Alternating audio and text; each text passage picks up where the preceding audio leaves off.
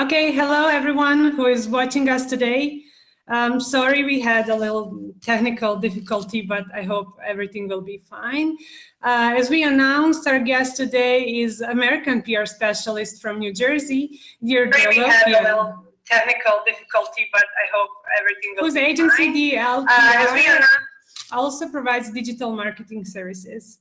I'm saying this because it will help us take wider direction in today's conversation.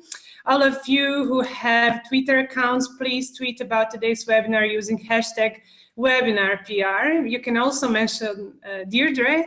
Her Twitter name is @DeirdreLopianPR. And EBBE comes, we are at EBBECOMMS, and we will make sure we engage with your post. Hi, Deirdre, and thank you for giving me an opportunity to chat with you today. Hi, Emma. Good morning. Good morning. And absolutely, I'm so glad to be here. We engage with your post. Hi, Deirdre, and thank you for giving me an opportunity to chat with you today. Oh, no. Okay, I'll just read those questions later in Q&A session, but I'll just take this opportunity to say that all of you who might have questions for Deirdre, you can type it next to this video in the chat box, or you can send it on my email, emma@ebbecoms.com. So not to steal more of this precious time with you, I'll just kick off with my first question, and that is, where is PR today? We all know that PR is adjusting to new trends in communication, but is it less and less earned publicity because of the role of social media, which we obviously have to pay to reach some serious number of audience? Has PR become an integrated communication where we are forced to combine it with digital marketing? Please, if you hear me double, you can wait until I finish completely and then, start maybe 5 seconds later, because, no we're mixing sounds. Okay. And where are we in PR today? That is the question. We are, I think we're assimilating into the digital age quite well. As far as being forced to do online marketing due to social media, I don't see that at all. In fact, one of the models that I follow was created by Ginny Dietrich of Spin Sucks, and this would fall under the non-paid advertisement. Ginny of Spin Sucks, and she has an amazing book, and I suggest every comm professional out there get it. It is available on Amazon. But what Ginny created was the peso model. So PR we have integrated, where peso stands for paid, which would come from our sponsored posts on social media, to AdWords, to anything, obviously anything paid. Earned is still earned social media. That is the bread and butter of public relations. That is what we are known for. S is shared, and basically that's just social media, which I do believe falls under the PR category. In my opinion, that's not hers, that is mine. And owned, which is any type of content that you produce as a brand and you put it on your website, your blogs, all of your brands, media and owned media, that's where that falls under. And I just think that social media is pay to play, and it is our responsibility in PR to make sure that it is getting out there to the right channels, and we are putting out engaging content and really trying to find new ways to get our clients known in the media and getting them out there and getting their story out there. My second question is, where is press release nowadays? Is it dead or about to be, or not at all? What do you think? I think I see this question every day on Twitter. Is the press release dead? The answer is simple to me. The answer is yes and no. Is it dead in the sense that we are writing it and running to our fax machines and faxing it out, or putting it in an email and blasting it out to journalists? That area, I think, it has seen its day. I think a press release should still be written, you know, whether it's for the company's narrative, the brand's narrative, or a product release. But what it should be used as is a supplement. So say you already landed the pitch with the journalist, and you could send the press release as a supplement to help the journalist or blogger with the article. Also, in, you know, right, it's 2017. If you're a brand and you have a website, you should have an online newsroom or a blog where you disseminate information. So you put the press release on there, and then you share it via your social channels. So it's not necessarily dead. It's just the distribution has changed.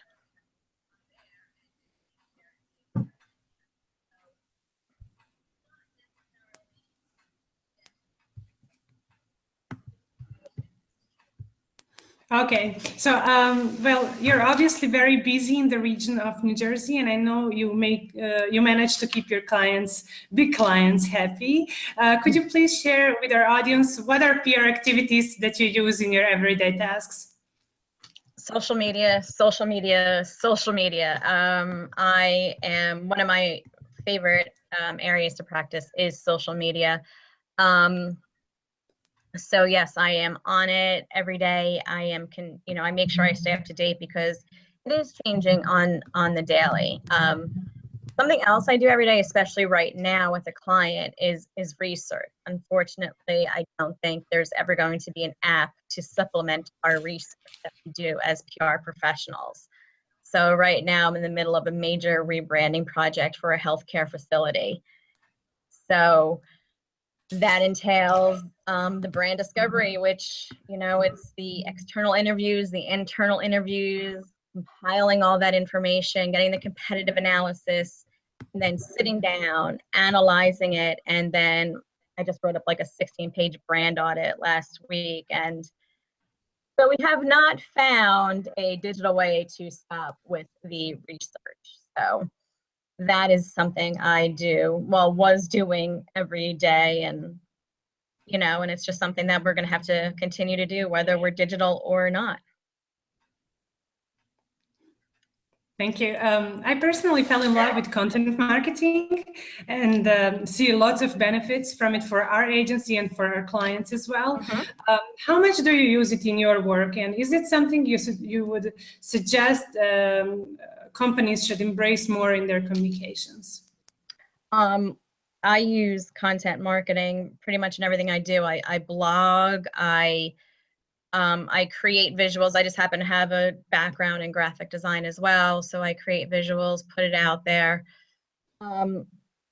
Should companies be embracing content marketing? Absolutely.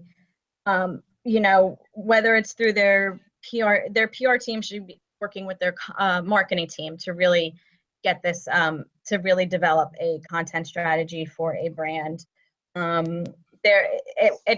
There's just, you know, so many benefits to content marketing.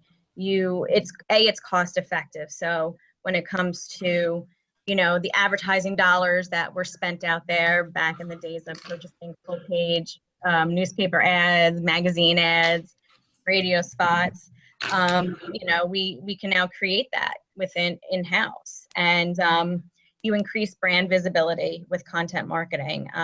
There's no greater way than to sit there and promote yourself, and getting your owned, and back to the peso model, information out there. And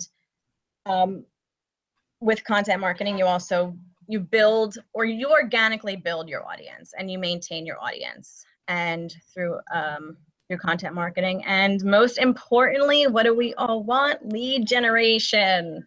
No great lead generation without content marketing. So there you have it. If it's I would say brands today, if you're not practicing content marketing and you're not utilizing it every day, you won't have much sustainability. And it goes back to, you know, there's so many times that I hear when I'm networking or out there prospecting, and I hear people say, oh, you know what, I use word of mouth marketing. Really? Because I don't know what to say about word of mouth. You need to feed that mouth. The only food that mouth wants is content marketing. So word of mouth only works with content marketing.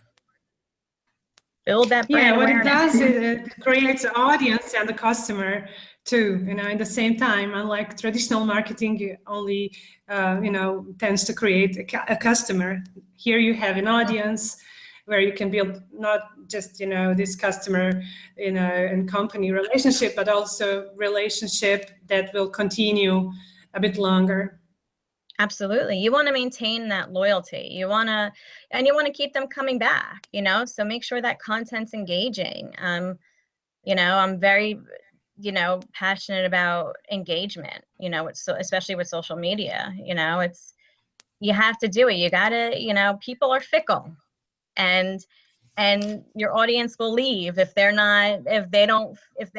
feel that they're not important in your eyes. So yes, get out there and do that content marketing. I cannot stress that enough.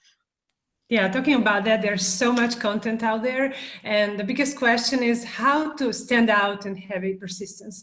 What would you say is the criteria to be recognizable and interesting? Could you give us at least 3? Oh, sure. I can break this down for you in what I call the 3 C's. To keep it simple, we'll just call it the 3 C's. Be creative. I don't care if you can't draw stick figures on a piece of paper. You can get out there, you can get on your computer and design something. We have so many amazing programs out there. I mean, I use the Adobe Creative Suite. And again, that goes back to my background in graphic design. But I also use Canva, and Canva is perfect for the person that can't draw 2 stick figures on paper. You have templates on there. You have you know, it's first of all, let's say, I don't know if I mentioned this, free. Haven't had enough coffee. It's free. You have templates, you have graphics, and just, you know, I mean, anything that the more, again, about it being creative is creating the engagement and capturing the audience. You have like 3 seconds to grab their attention. I mean, look, we're in an age, nobody wants to read a long, you know, dissertation about a brand, you know. So create a visual, get out, you know, and put it out there on social, and really just start building your brand that way and creating your brand story. And make sure you use high-res graphics. You know, if I see another blurry graphic on Instagram, I'm going to scream. Another blurry video, I'm going to scream. Which brings me to video. I mean, if you can't hire a videographer, which, you know, I mean, most startups can, or small businesses, use your phone. I mean, the iPhone and the Android are really just, they create fabulous videos. And I know because I do them, but it's, you know, we're cutting costs. So be creative. So that was my long answer to the first C. The second C is campaigns. Okay, so here, this isn't, we're tapping on a pet peeve of mine. When it comes to social media, you know, and using content, please just don't post random stuff on your channels. Just don't. Create a campaign. Find a goal. Create an objective. Put your goals together. Put together your tactics to achieve those goals, and then measure that. So, you know, don't just post to post. Anybody could do that, and I call that social media. What you want to do with social media marketing, and find ways to engage your audience, get them involved, and keep them coming back for more. So yeah, the whole posting because you're told to post once a day, or, you know, they said post twice a day. Don't, you know, you make sure you want to put something together. Create, you know, campaigns I find are good, and there's so many ideas out there and so many ways to capture the audience and keep them involved in your brand. So get out there and create those campaigns, and be consistent. And this is a twofold answer, because you do want to be consistent in your posts, but you also want to be consistent on your channels. Now, with that being said, do understand that your social channels all have a different audience, and what works on Twitter for your brand isn't going to work on Instagram, so to say, or Facebook. And So, but one thing that needs to remain true is your brand's voice. So if you're posting something on Instagram, if you're posting a graphic or a video, well, you take that graphic and video, and on Twitter, well, now you make it a blog, or you can repurpose it into a link to your website, a call to action. You know, the visuals, the content should stay the same, but the I'm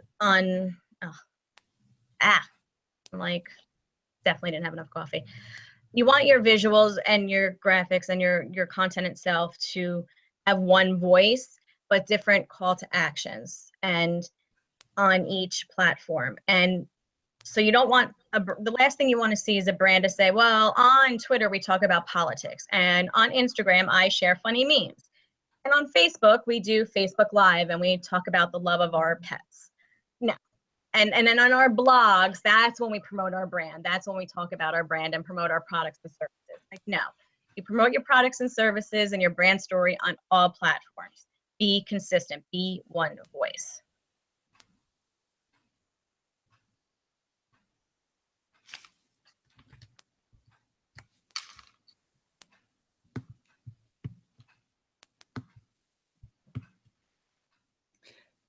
You there? I just lost you. I'm here. Okay. I just gave like the most I can see you. Yeah, I think I caught everything. But other than creating a good story, what would you say is critical in pitching a story to media? Now talking about traditional media and news web portals, what is your secret in media relations?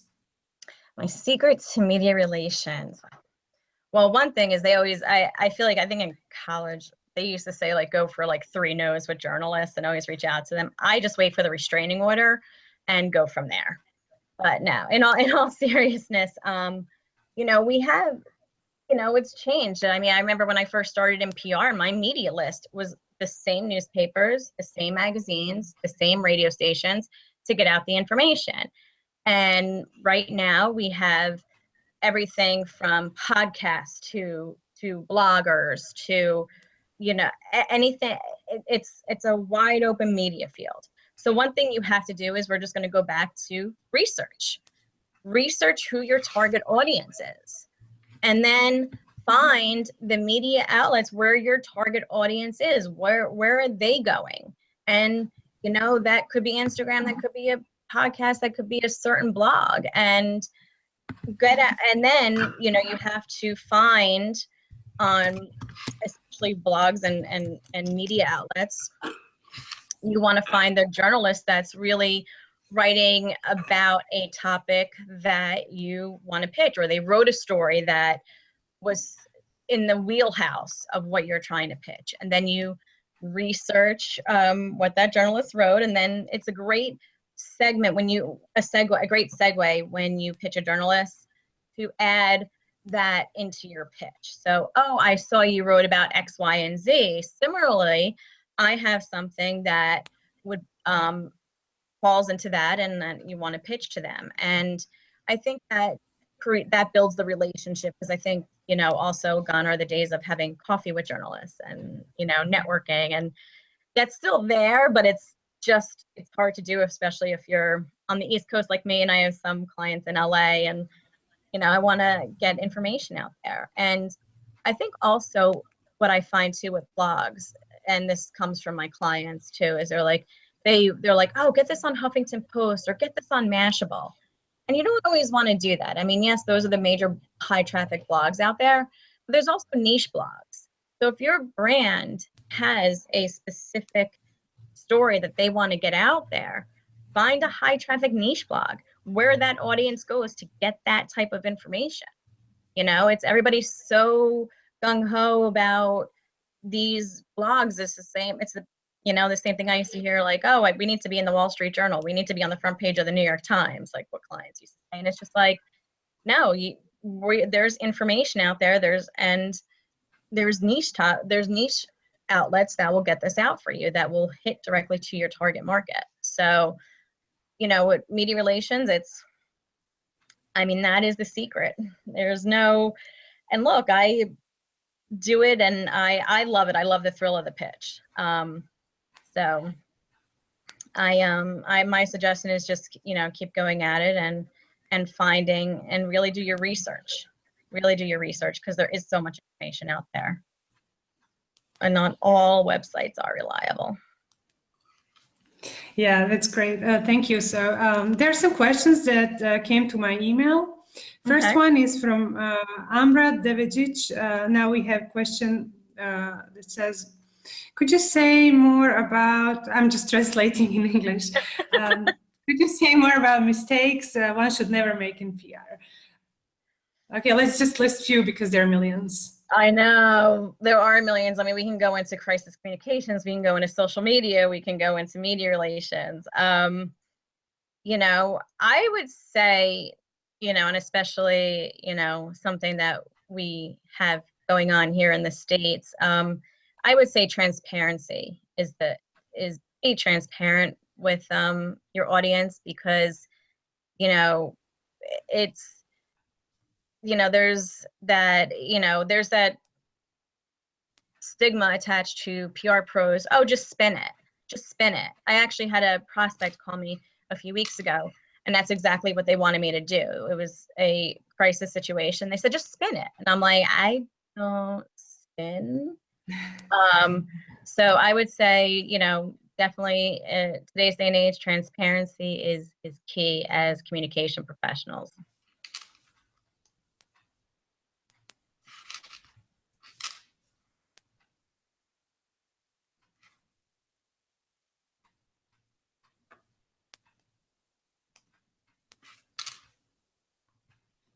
I think I lost you again, but anyhow, I'm. Oh, okay, you're back. I'm like, you did? Don't breathe. Don't breathe.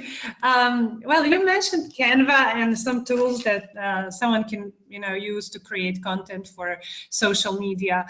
Do you have any others to suggest? I personally use MakerBook a lot, to take these, stock photos and stock videos, etc.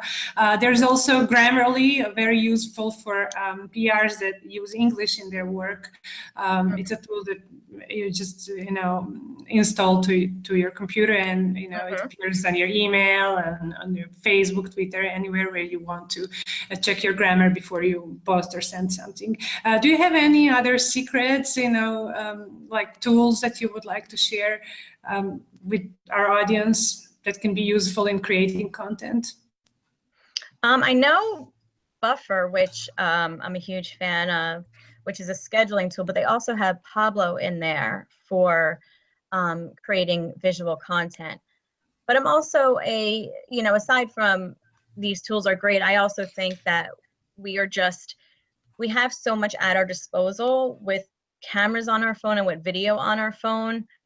I say like that is the first go-to before stock photos. And it's, again, we talk about transparency. It's like you don't want to see somebody, like a stock photo of somebody's office, so to speak, and then you go and you visit them and it's really like a dingy hole, so it's I'm as far as visuals, yeah, those, Pablo from Buffer, and which is part of Buffer, and Canva are my two go-tos, besides Adobe, which I know, some, especially smaller companies, that, it might not be in their price range.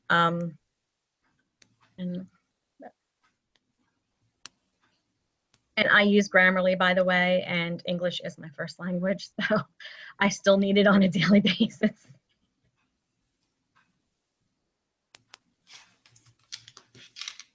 I guess you're still there. It's frustrating, these technical difficulties. Well, some people ask me how we met. We met on Twitter chat that goes every Tuesday from 9 to 10 p.m. my time and 3 to 4 your time. It's a Ragan chat where we connect with all interested PR pros and content marketing pros in the world. I met you and some other really great people, and can you tell us a bit more about Twitter chats and how do you use it in your work other than just connect to other people? Do you grab some useful information, etc.? I am obsessed with Twitter chats.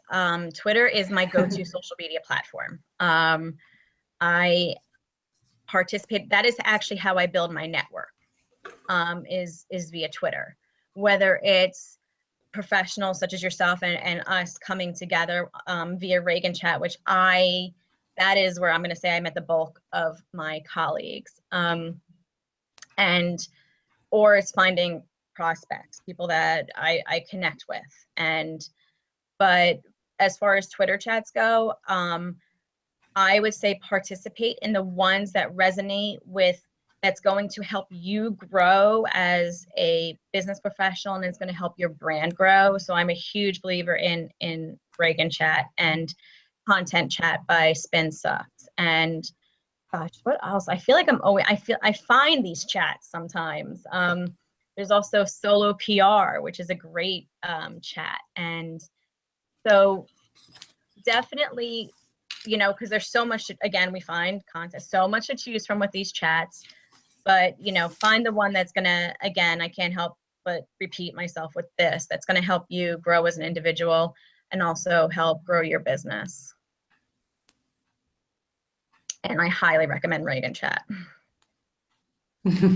Thank you. So we have a question from Diana, who asked on Twitter, by the way, how different are personal and organizational PR? How different? I'm sorry, what are? She asked how different are personal and organizational PR. I assume she's asking about personal, meaning, you know, doing PR for a person, for an individual. Oh, it's actually very different. In my entertainment life during that span, I was a publicist for public figures. We'll call them, some people call them celebrities, I call them public figures. And then there's PR for brands. So when you do a PR for a specific person that is in the public eye, it's different because you are actually branding a person, and your job is to help, just like with companies, your job is to help create the image and making sure that whatever project they're doing, it's getting out there and you're getting them out in front of the media, making sure, you know, from the social media aspect, brands tend to fare better than individuals on social media, because you want to make sure you're in control of what your clients are putting out there. They have opinions, and it's great for them to express them, but you know, they have to understand that there could be some backlash, just like with brands. But brands tend to, I find, stay more on point. And if it came to choosing between which do I like better, I would say really organizational PR. I love working with companies and helping them grow and seeing them, you know, build their narrative and seeing them flourish and putting their stories out there on social media.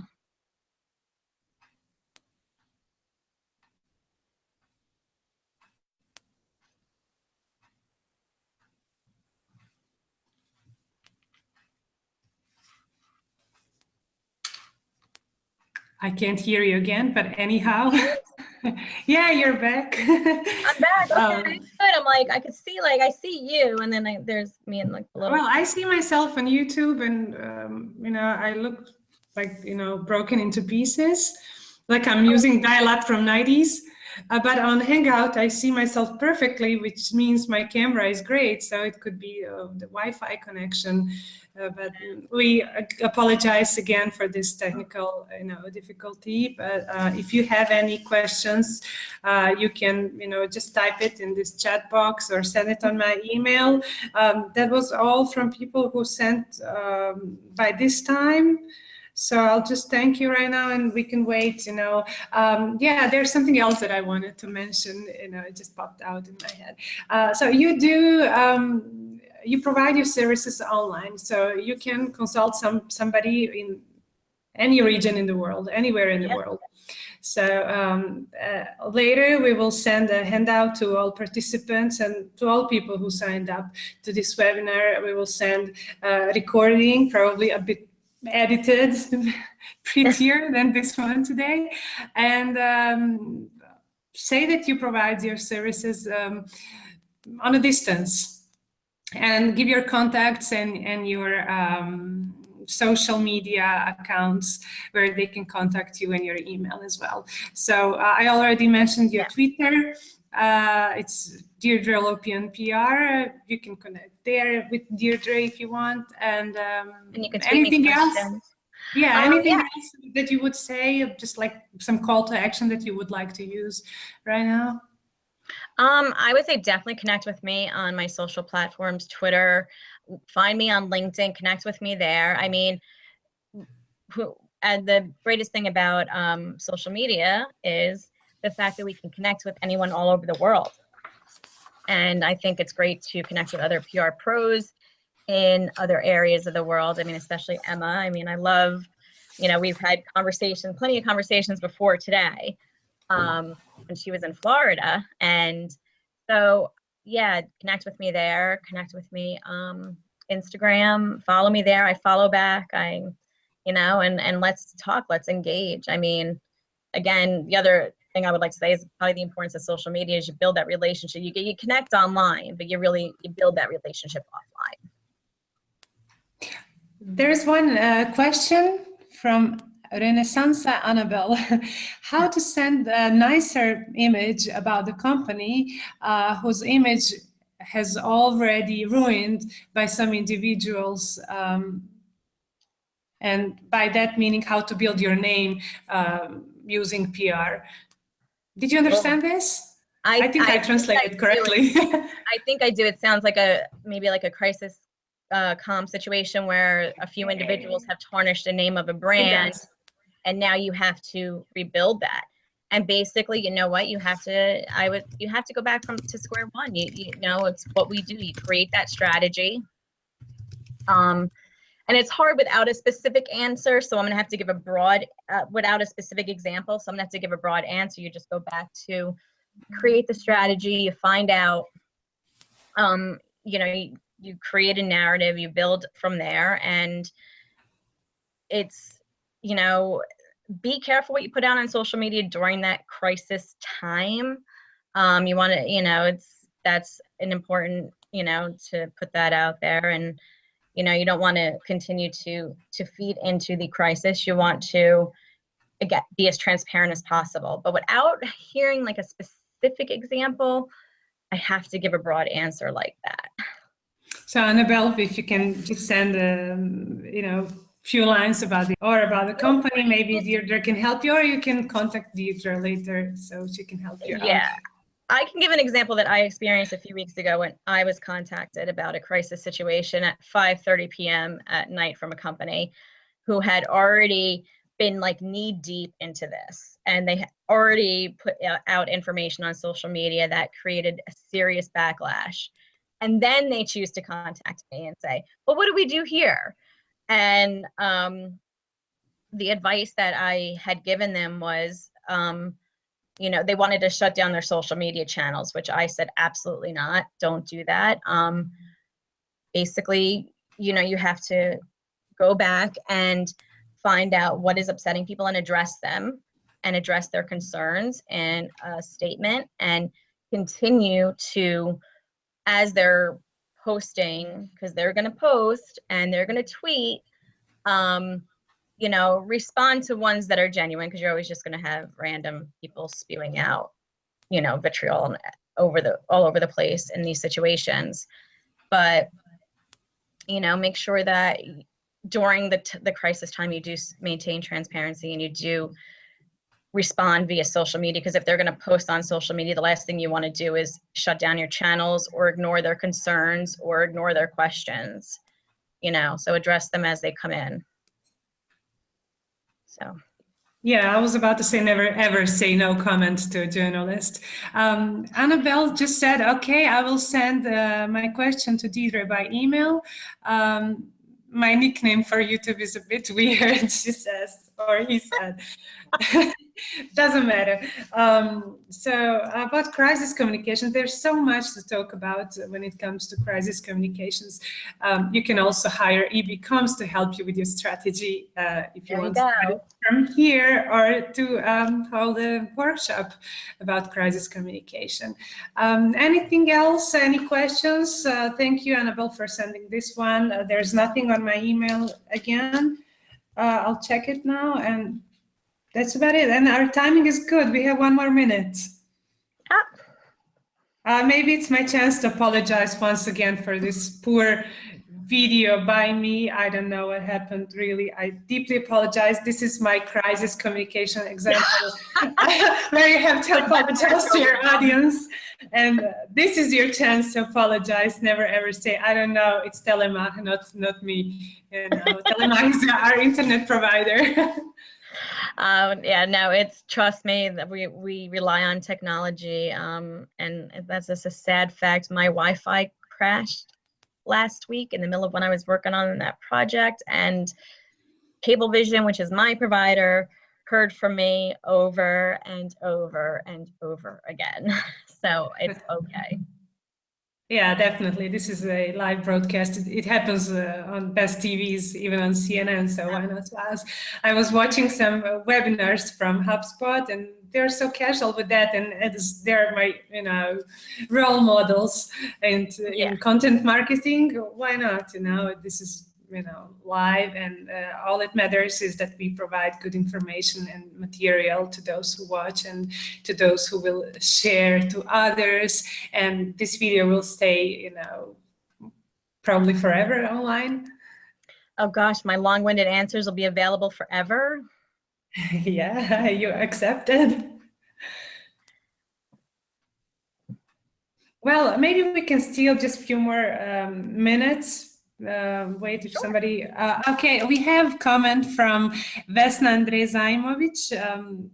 Yeah, well, she's very influential PR and person from media, and she just said, thank you, Deirdre and Emma. Thank you, Vesna.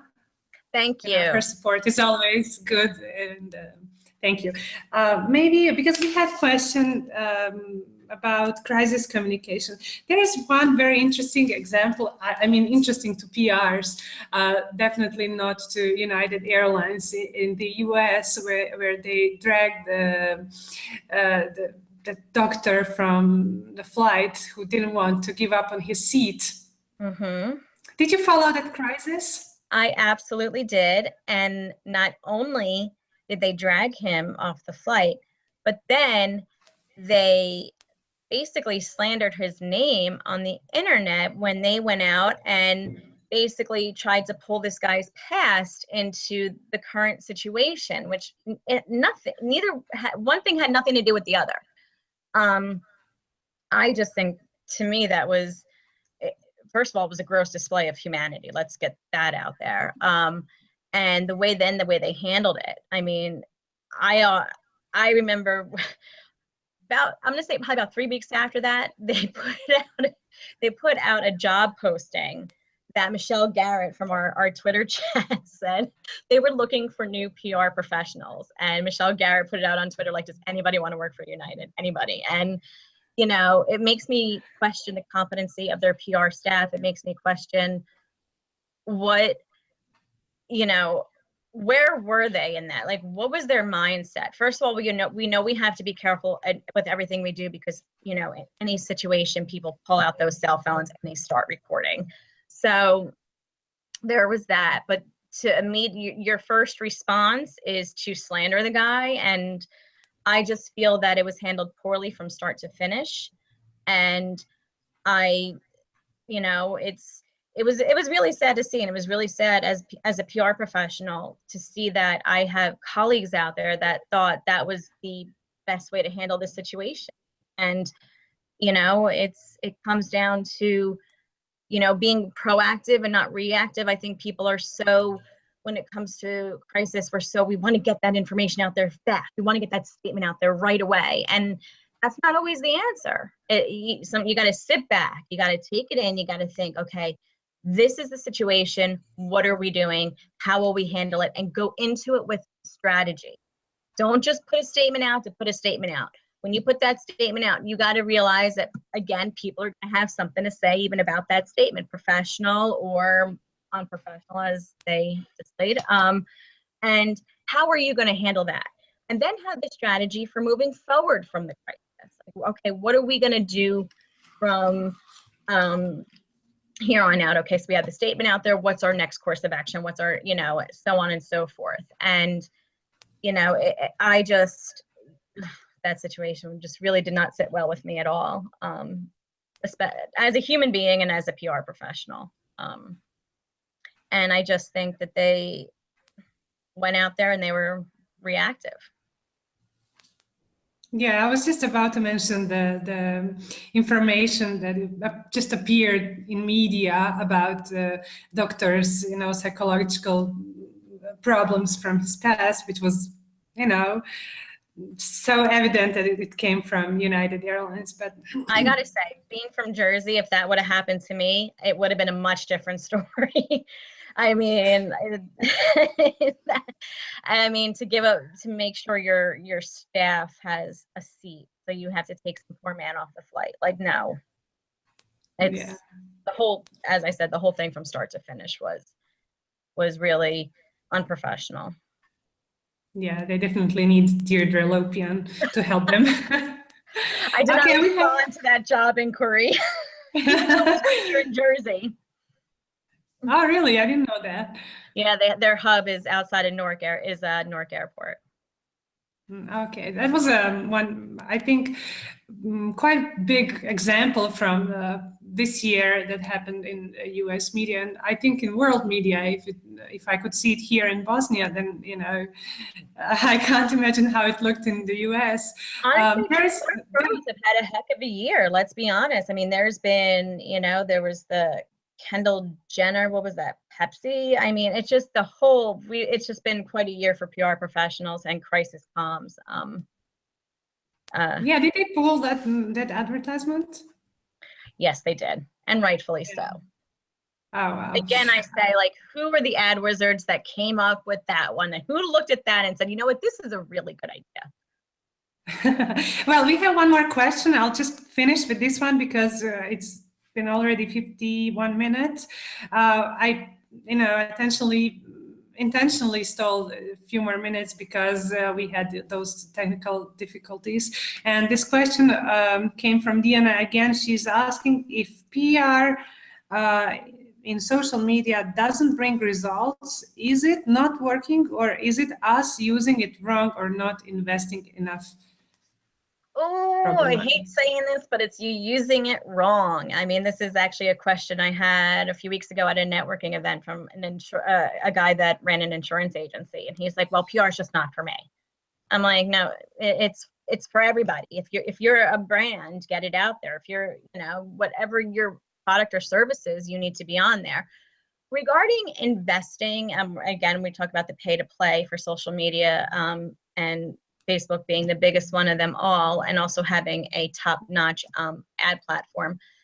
You know, always it comes, and I say it's you just because you probably don't have the strategy or the campaign like I had spoken about earlier, and you're probably, and it could just be like that you're posting. So you want to create that campaign, create the goal, create the objective, build the tactics, start getting it out there, and then measure.